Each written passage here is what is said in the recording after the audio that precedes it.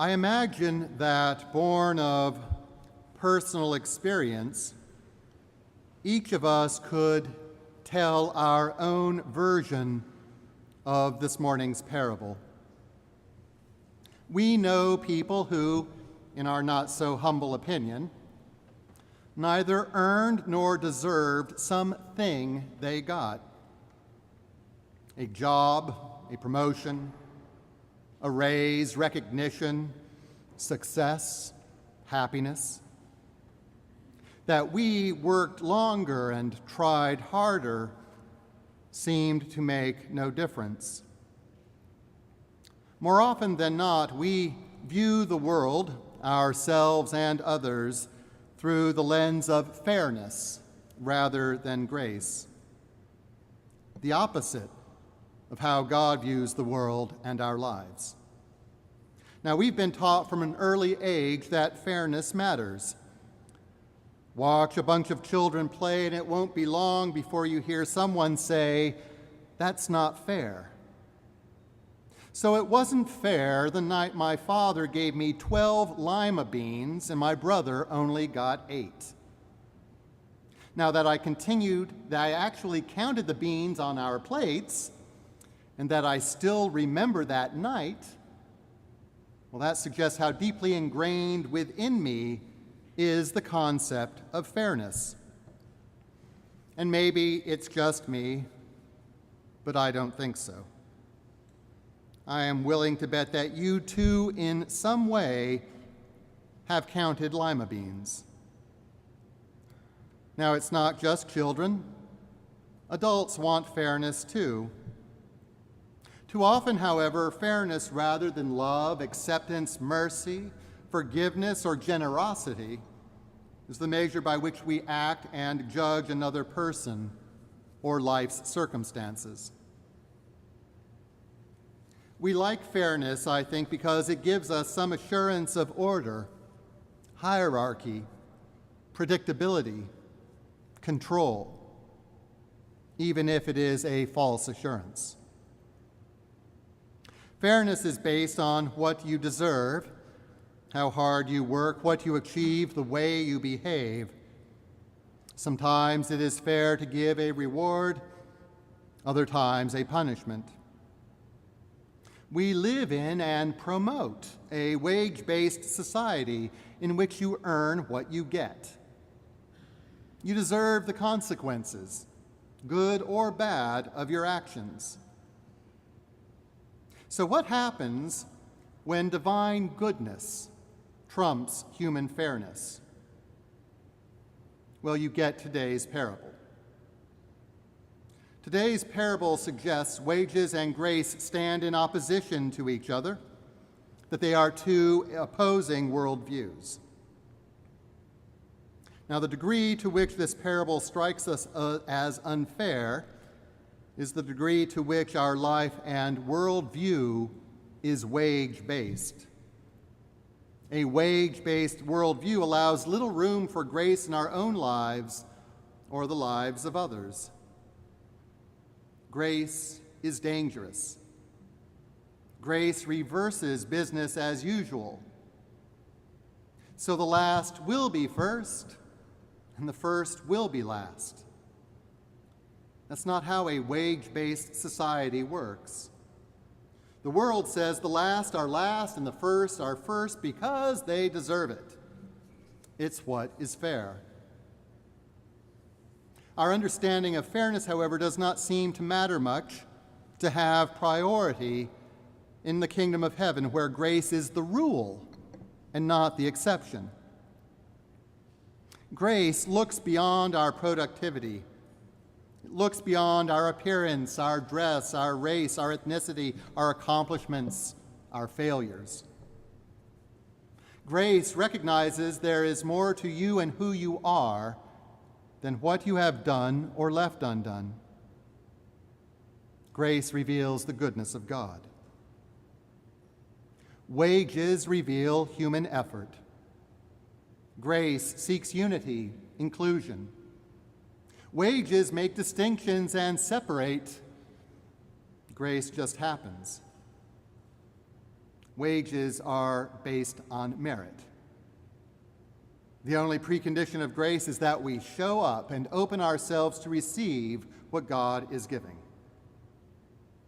When we do, we begin to see the world, our lives, our neighbors differently. I had a friend in seminary who had practiced law for a number of years before discerning his call to ordained ministry. He shared the following story, a pretty common one, I imagine, within the world of corporate law. In his firm, every month a score sheet was distributed to all the attorneys in the firm. It listed the name of every attorney, the number of hours they worked, the number of hours billed, and the number of dollars collected. It was the basis for their wages, the basis for their compensation, competition, expectation, judgments. They knew who had begun work at dawn, who slept in until 9 a.m., who came in at noon, who showed up at 3, and who happened to drop by at 5. Well, one day, several associates, attorneys who were employees of and not owners of the firm, were reading and talking about the latest numbers. And one senior associate whose numbers were higher than most, including some partners, said, "That's not fair. I'm going to demand that they pay me what I am worth." Well, this went on for several days. And then, about after a week or so of it, he became unusually quiet, and he didn't say much about it anymore. And after a few days of his silence, my friend asked him, "So, have you talked to the partners?" "No way. That was the dumbest idea I've ever had," he said. "What if they agreed? What if they actually paid me what I'm worth? Hell, I'd be taking a pay cut." Grace reminds us that we are not as nearly self-sufficient, deserving, or independent as a wage-based society would like us to believe. Neither is our worth determined by our productivity or usefulness to another. Grace does not justify or excuse discrimination, unfairness, oppression. To the contrary, it holds before us the truth that each person is more than their behavior, their looks, their accomplishments, their failures.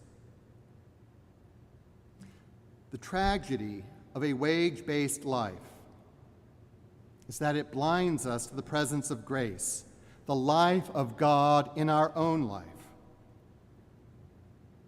It can also make us resentful of grace, goodness, and beauty in the life of another. It separates, it isolates us from others. Eventually, we set up standards and expectations not only for ourselves and others, but also for God. That's what happened to the first hired in today's parable. They saw themselves as different from and more deserving than those hired later. They grumbled against the landowner, saying, "These last worked only 1 hour, and you've made them equal to us?" The truth is, they are not that different from each other. Neither group owned the vineyard. Both groups needed a job, and both groups were chosen, invited in. There is, however, something that distinguishes the first hired and the later hired. And the distinction is not what time they showed up to work. The real distinction between the first hired and all of those hired later is the terms under which they entered the vineyard. The first entered the vineyard only after agreeing to the usual daily wage. They settled for too little. They shortchanged themselves. That's often what happens in a wage-based society. For apparently the landowner was willing to pay more than the usual daily wage, a full day's wage for less than a full day's work. That's not fair, we might say. Of course, the response is, no, it's not. That's grace. The first hired got what they bargained for. The later hired workers, those who came in at 9 and noon and 3 and even 5, did not, however, negotiate for the usual daily wage. They entered the vineyard trusting they would be paid whatever is right. Whatever is right. Whatever is right is not determined by the first hired or by a wage-based society, but by the goodness, the heart, the generosity of the landowner. These later hired workers received more than they earned, more than they deserved, more than they had a right to hope or ask for. And that's just what God does. Whatever is right is not about fairness, but about grace. Why settle for the usual daily wage when God wants to give you whatever is right for your life, your needs, your salvation? Whatever is right will always be more than fair, more than we could ask for or imagine. And yet, we sometimes trust a wage-based life more than we trust grace. In so doing, we deny ourselves and we deny others the life God wants to give. So, how might we begin to move from a wage-based life to the vineyard of grace? Well, stop comparing yourself and your life to others. If you do, you will create room for grace to emerge.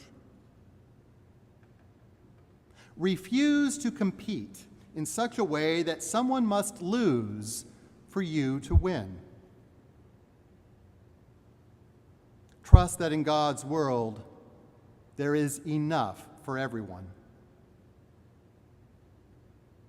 Let go of expectations based on what you think you or others deserve.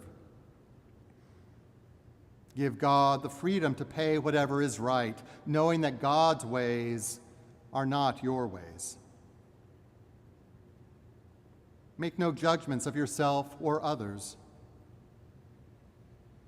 That is the way of God.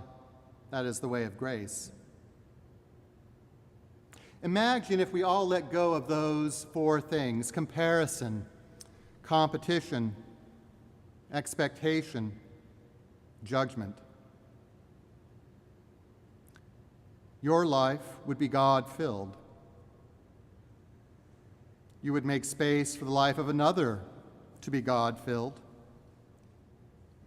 And the whole world, the parable tells us, might look a lot like the kingdom of heaven.